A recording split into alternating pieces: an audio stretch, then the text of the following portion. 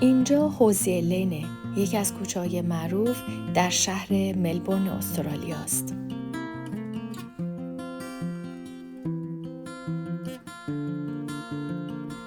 یک کوچه باریک ولی پر از صداهایی که از طریق رنگ روی دیوارها حرف میزنن.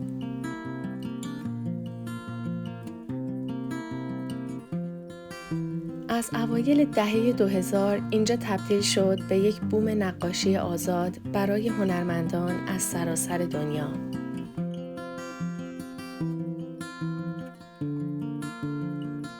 ولی چیزی که اینجا رو خاص میکنه این نیست که پر از نقاشیه. اینه که هیچ کدومشون موندگار نیستن. یه نفر امشب یه شاهکار میکشه و شاید فردا یه نفر دیگه روش یه داستان جدید شروع کنه.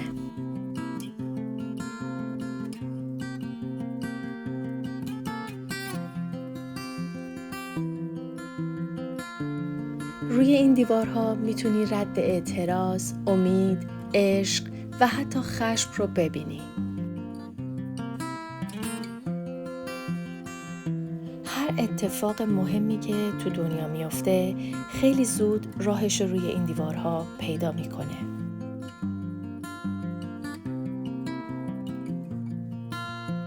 هر قدمی که تو این کوچه برمیداری داری از روی یک داستان رد میشی.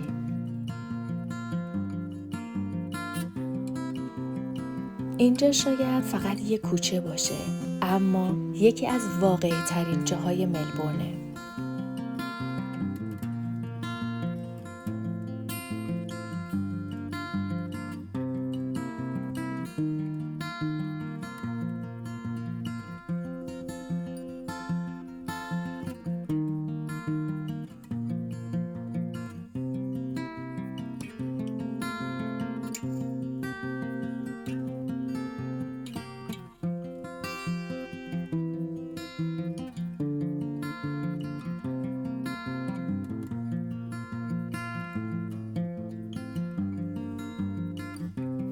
حتی هنرمند مشهور بریتانیایی بنکسی که هویت واقعیش هنوز ناشناخته است، توی این کوچه آثاری رو در گذشته از خودش به جای گذاشته.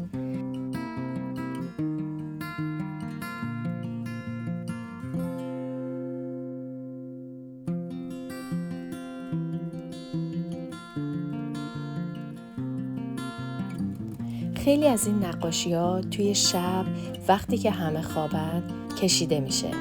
اینجا شبا زنده است.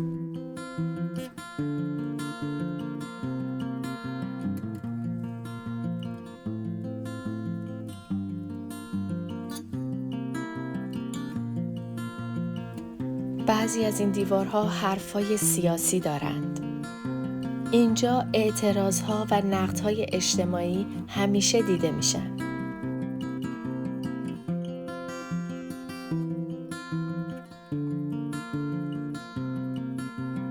عشق، امید، دلشکستگی رو میشه رو دیوارها حس کرد. گاهی شعر جملات کوتاه رو نقاشی میکنند.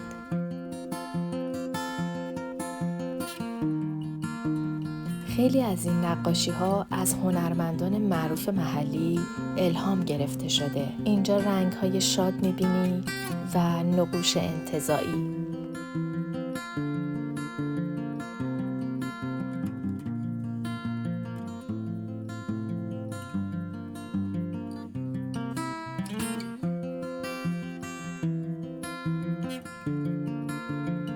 ملبورن به کوچه هوزی لین افتخار میکنه چون اینجا هنر واقعی بدون فیلتره و هویت واقعی شهر رو توصیف میکنه.